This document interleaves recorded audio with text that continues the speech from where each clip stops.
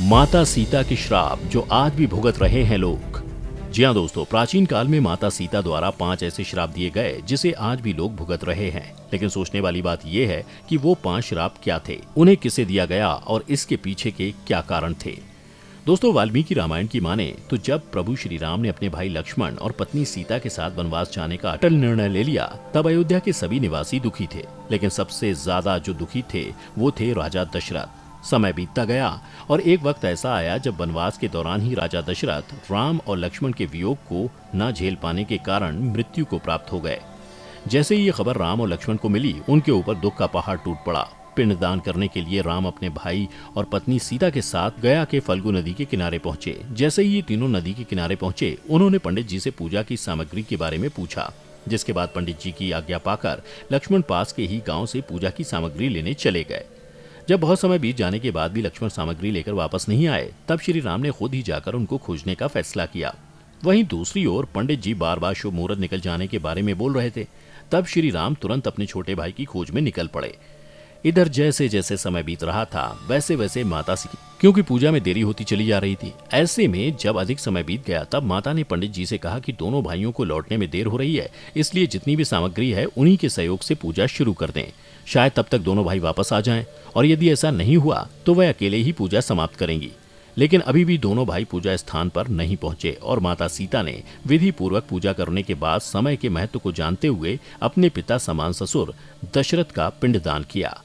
और जैसे ही वह हाथ जोड़कर प्रार्थना करने लगी, उन्हें एक दिव्य चमत्कारी आवाज सुनाई दी। हे पुत्री सीते, तुम्हारी पूजा संपन्न हुई और मैं तुम्हारी पूजा को स्वीकार करता हूँ। यह सुनते ही माता सीता मन ही मन बहुत प्रसन्न हुई और साथ ही उन्हें इस बात की भी शांति मिली कि राजा दशरथ ने उनकी पूजा स्वीकार कर ली और उनकी पूजा सफल हुई।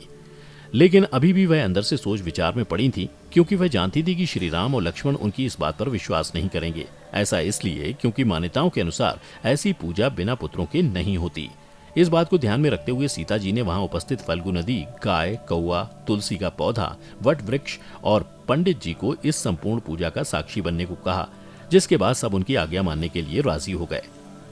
कुछ समय बाद जब राम और लक्ष्मण निकट के गांव से वापस आए, तो माता सीता ने उन्हें पूरी बात बताई। लेकिन जब बार बार समझाने पर भी उन्होंने देवी सीता की बात नहीं मानी, तब उन्होंने वहां उपस्थित सभी साक्षियों से विनती की कि वे प्रभु राम को सच्चाई बताएं।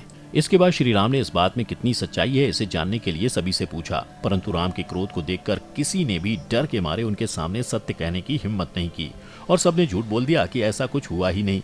इस बात से दोनों भाई सीता से नाराज हो गए। परंतु आप तो जानते ही हैं कि सत्य कभी भी खाली हाथ नहीं लौटता।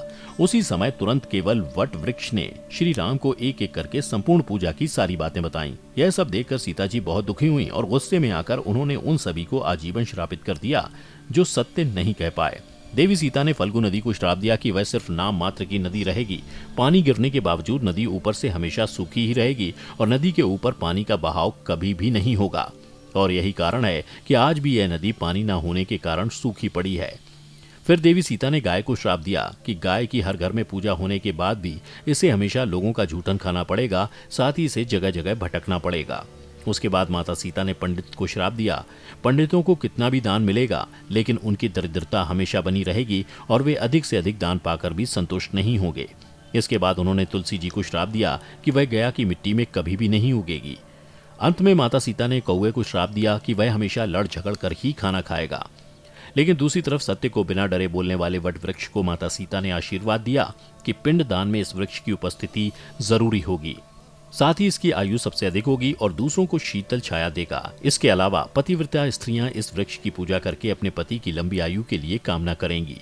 इस प्रकार फल्गु नदी, गाय, कौआ, तुलसी का पौधा और पंडित, ये पांचों आज भी अपने झूठे परिणाम और माता सीता द्वारा दी गए श्राप को भुगत रहे हैं।